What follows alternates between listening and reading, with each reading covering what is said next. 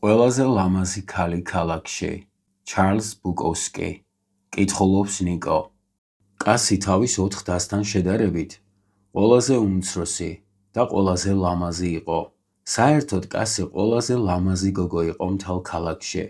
ნახევრად ინდიელს გასაოცარი, გველივით მოქნილი, მხურვალე ტანი და ეშხიანი თვალები ჰქონდა. კასი იყო ცვალებადი, გიზგიზა ცეცხლი, სული, ანას და დატყვეობული, რომელსაც სხეული ვეღარ იოკებდა. გრაციოზულ ტანს უმშვენებდა გრძელი, გიშრისფერი აბრეშუმის თმები. უცნაური ხასიათი ჰქონდა, ან ძალიან მხიარული იყო, ან ძალიან მოწყენილი. შუალედური მდგომარეობა მისთვის არ არსებობდა. ხმები დადიოდა, გიჟიაო. ამ აზრს ყეყეჩები ავრცელებდნენ. ყეყეჩებს არ ესმოდათ კასის ყადრი. მამაკაცები მასში სექსის წყაროს ხედავდნენ და სულ ფეხებზე ეკიდათ. გიჟი იყო თუ ჭკვიანი.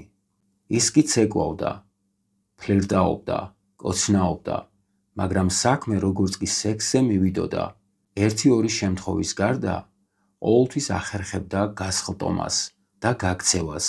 დები ამბობდნენ, აბეზარა და ტუტუცი გოგოა, სილამაზეს ბოროტად იყენებსო, მაგრამ კასი ხასიათითაც ნორმალური იყო. ხატავდა საღებავებით, ცეკვავდა, ღეროდა, ძერწავდა თიხის ფიგურებს, უთანაგრძნობდა ფიზიკურად და სულიერად გაჭირვებულ ადამიანებს. უბრალოდ სხვანაირი, არა პრაქტიკული ჭკუა ჰქონდა. დები იმიტომ ქიშპობდნენ, რომ ის მათ ხელიდან აცლიდა კაცებს და თან ეს ამბავი ფეხებზე ეკიდა. უშნო მამაკაცები მოსწონდა, ეგრეთ წოდებულ ლამაზ მამაკაცებს კი დასანახად ვერ იტანდა. რაც არ არის, არ არისო, ამბობდა იგი. მაგათ სიცოცხლე ეზარებათ, თავს კი იწონებენ კოხტა ბიბილოებითა და კარგად დაფარული ნესტოებით. მაგრამ რად გინდა? ეს ხომ მარტო ფასადია. შიგნით სიცარიელეა. ჯიგარი აქვთ ამოცლილი. მისი ზნე სიგიჟეს უახლოვდებოდა. მის ზნეს ბევრი სიგიჟეთ მიიჩნევდა. მამამისი სასმელმა მოკლა. დედა ვიღაცას გაეკიდა და შვილები ბედის ანაბარამ მიატოვა.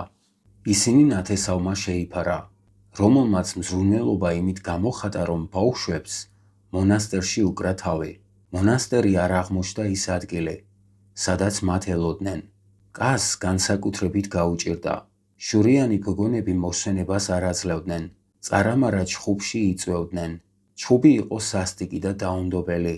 კასს მთელი მარცხენა მკლავი სამართებლით ჰქონდა დასერილი. მარცხენა ლოყაზეც ეტყობოდა ნაიარევი, რომელიც ძალიან უხდებოდა. მონასტრიდან რამდენიმე დღის გამოსული იყო. კაფე ბარ უესტ ენდში რომ გავიცანე. ის როგორც დებში უმცროსი, ყველაზე ბოლოს გამოეშვათ. შემოვიდა და ვითომც არაფერი. გვერდით მომიჯდა. ჩემზე მახინჯი მამაკაცი ქალაქში არ მეგულებოდა, მაგრამ ამ შემთხვევაში ეს ამბავი თურმე ჩემს წისკვლზე ასხამდა წყალს. დალევ? კითხე. რატომაც არა. ვერ ვიტყვი, რომ იმ საღამოს რაღაც განსაკუთრებული საუბარი გამოგვივიდა. მთელი მუღამი იმაში იყო თუ როგორ იქცეოდა კასი. უბრალოდ ამომირჩია. ეტყობოდა, რომ ალკოჰოლი უყვარდა. ბლომად სვა. სრულწლოვანს არ ჰგავდა, მაგრამ ბარმენი სპირტიან სასმელს მაინც აძლევდა. რა ვიცი, იქნებ ყალბი პასპორტიც ჰქონდა. სიამაყეს ვგრძნობდი, როცა საპირფარეშოდან გამოვიდოდა და მაგიდისკენ გამოეშურებოდა. ასეთი ლამაზი გოგო ქალაქში კი არა, ცხოვრებაში არ მენახა. პირველად წელზე მოუხვიე ხელი და ვაკოცე. შენი აზრით, ლამაზი ვარ? კითხა.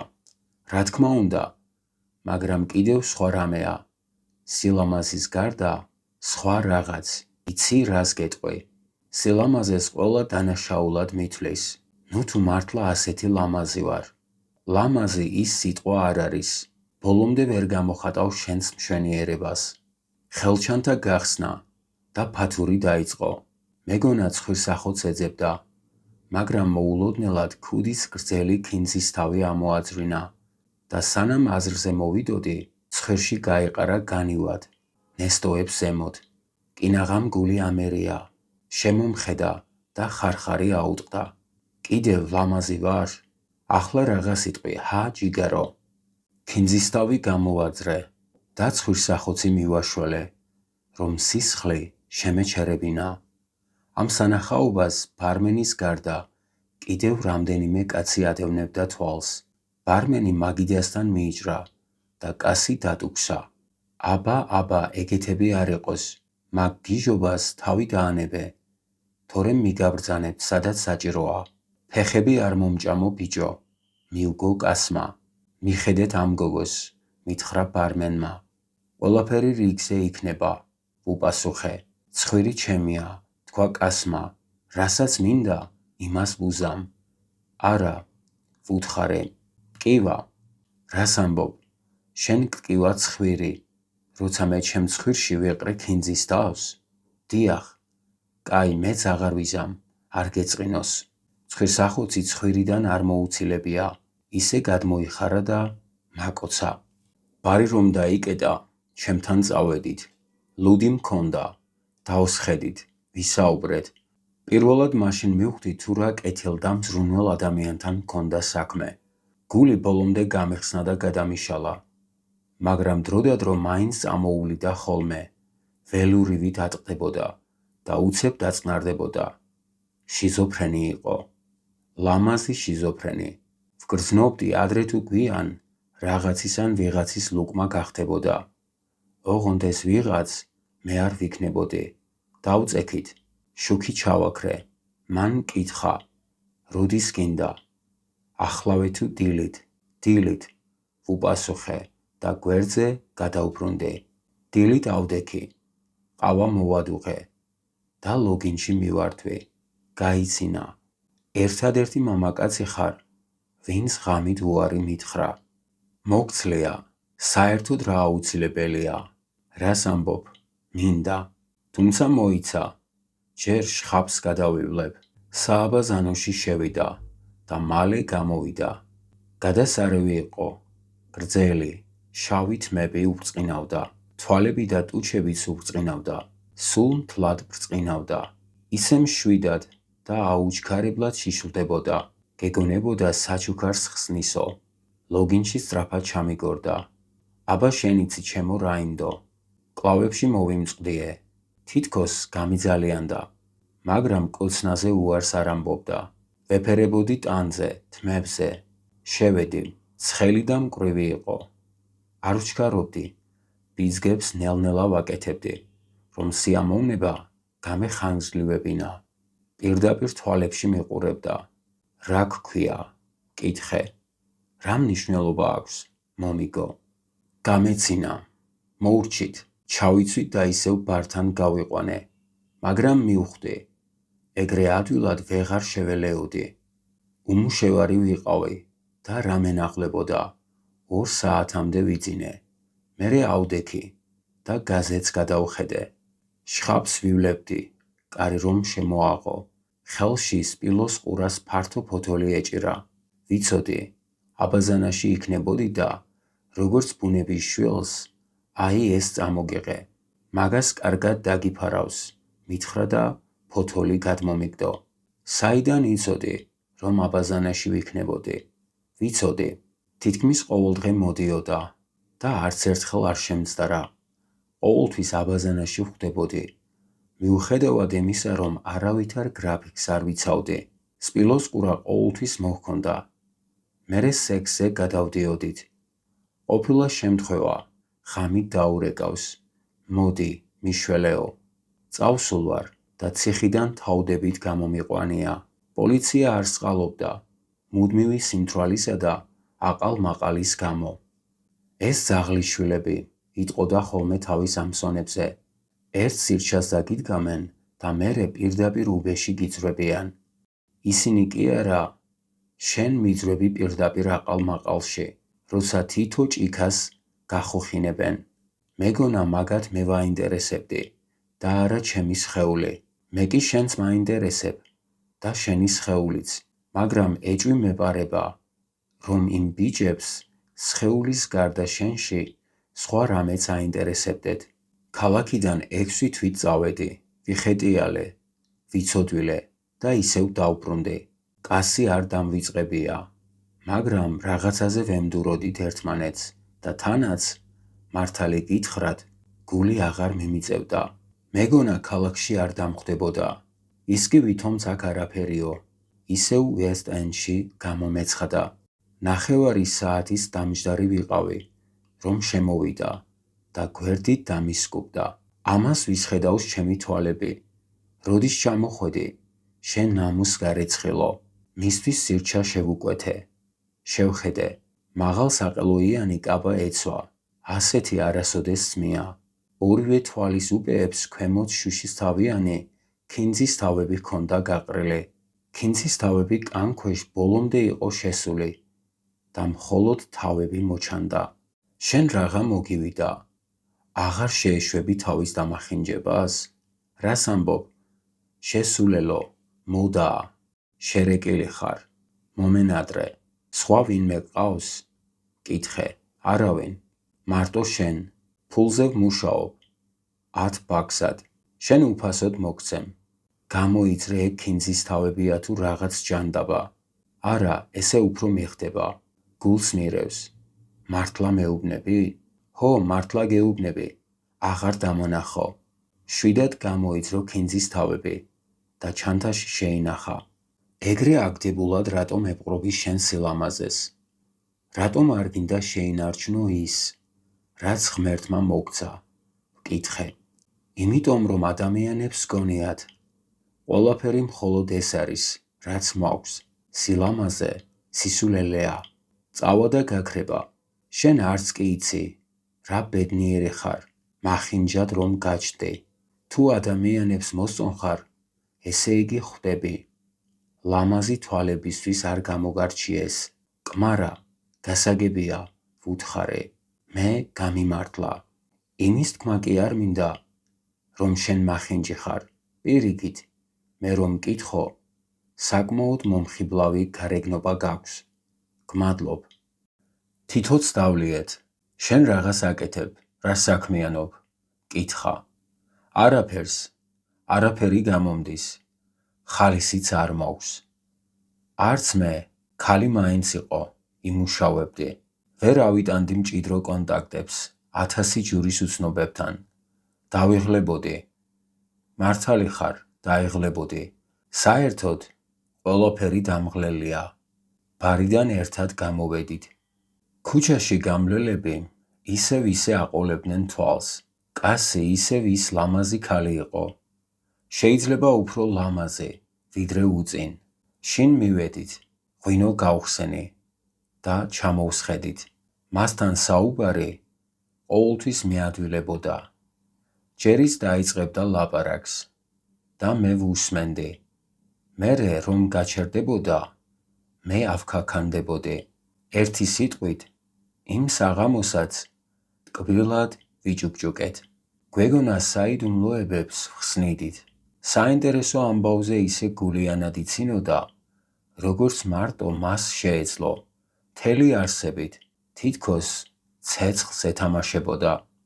საუბარმა ისე შეგვიყოლია, ვერც კი მივხვდით. კოცნაზე როდის გადავედით. გახდა დავიწყეთ. მაღალ საყელოიანი კაბა რომ გაიძრო, ყელზე საკმაოდ მახინჯი, არათანაბარი, გრძელი და ფართო ნაიარევი გამოუჩნდა. ჯანდაბას შენი თავი, ეს რა გიქნია? ვუთხარი და ლოგინში ჩავწექი. ის ფეხზე იდგა. საკოცნელად მოვიზიდე, ხელი მკრა და გადაიკისკისა. ზოგჯერ კაცები წინასწარ მიხდიან $10, მაგრამ გავიხდი თუ არა, ეგრევე ეკარგებათ სურვილი, მუქთა 10-იანი მრჩება. სასაცილოა, არა? ჰო, მივუგე. სიცილით ვკვდები. კას, მიყვარხარ, შეძუკნა. თავი დაანებე საკუთარი სხეულის წვალებას. ხომ იცი, შენისთანა ქალი, აქ მეორე არ დადის. ჩავიხუტე. უხმო ტიროდა. მისი ცრემლების სისველეს ვგრძნობდი. გრძელი შავი თმები ზურგზე სიკვდილის დროშასავით დაეფინა. დავიწყეთ ნელი, პირქუში, საუცხოო სექსი. დილით კასმა საუსმის მომზადება დაიწყო. 7 და ბედნიერი ჩანდა. ღიღინებდა. მე კი ვიწექი და ვტკბებოდი მისი ბედნიერებით. მოვიდა და შემაჯანჯღრა.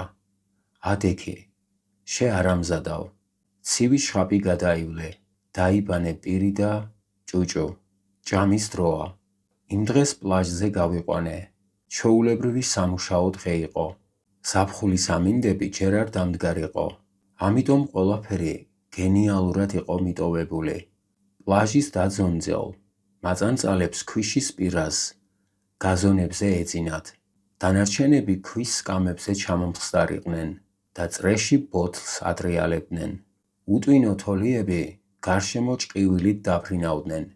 იქვე 70-80 წლის დედაბრებს მოეყარათ თავი და იმაზე მსჯელობდნენ, თუ როგორ გაეყიდათ თავიანთი უძრავი ქონება, რომელიც გაძლების სისულელისგან ნაადრევად გარდაცვლილ ქვებს დაეტოვებინათ.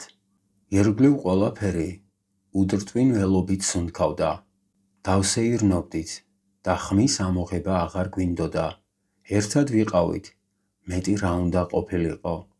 ვიყიდე ბუტერბროტები, ჩიფსები, სასმელი, ჩამოვსხედით ქვიშაზე და დავნაყრდით.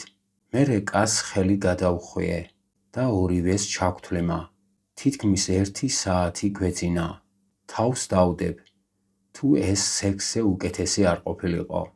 შვიდად მივუყვებოდით დინებას. კვლავ შინ დავბრუნდით. ვახშამი მოვამზადე. ნავახშმევზე შევთავაზე, ჩემთან იცხოვრე მეთქი. მიყურა და ხანგრძლივი პაუზის შემდეგ შვიდად მითხრა. არა, წავიყვანე ბარში, დავალევინე ერთი სირჩა და შინ დავბრუნდი. მეორე დღეს ფაბრიკაში მოვეწყე ფუთავად. მთელი 1 კვირა მოუცლელი ვიყავი. ისე ვიღლებოდი. შინიდან გასვლის თავი აღარ მქონდა. მაგრამ მიუხედავად ამისა, პარასკევს საღამოს მაინც მოვახერხე და უესტ ენდში შევიარე. დავჯექი. ვიცოდი კასი აუცილებლად მოვიდოდა. ლოდინში კარგახანმა გაიარა. არ ჩანდა. ეტყობა ბარმენს შევეცოდე. მოვიდა და მითხრა. ძალიან მწუხვარ, თქვენი მეგობრის გამო. რა მოხდა? ვკითხე. ბოდიში, ნუ თუ არაფერი გსმენიათ. არაფერი. თავი მოიკლა. გუშინ დაასაფლავეს. გავიმეორე. როგორ გეკადრება? ის სადაცაა მოვა. დებმა დაკრძალეს. თავი მოიკლა? როგორ? აღარ იტყვი? ყელი გამოიჭრა. გასაგებია, ერთიც დამისხე. ვიჯექი და ვსვამდი, სანამ ბარს დაკეტავდნენ. 5 დიდან კასი ყველაზე ლამაზი გოგო იყო მთელ ქალაქში. როგორღაც მივაღწიე სახლამდე. ფიქრები ჭიანჭველებივით მესეოდნენ. მისი არა უსიტყვოდ არ უნდა მიმეღო. ყველა ღონე უნდა მეხმარა, რომ ჩემთან დამეტოვებინა. ეტყობოდა, მისთვის სულ ერთი არ იყო. ჩემი ბრალია, მეტისმეტად ცივად, უცერემონიოდ და უგერგილოდ შევთავაზე. ვიმსახურებდი სიკვდილს, რომელიც ორივესთვის საერთო იქნებოდა. ძაღლი ვიყავი, თუმცა რას ვერჩი ძაღლს? ავდექი, მოუძებნე ღვინის ბოთლი, გავხსნი და პირდაპირ ყელში ჩავიცალე. დაიღუპა კასი.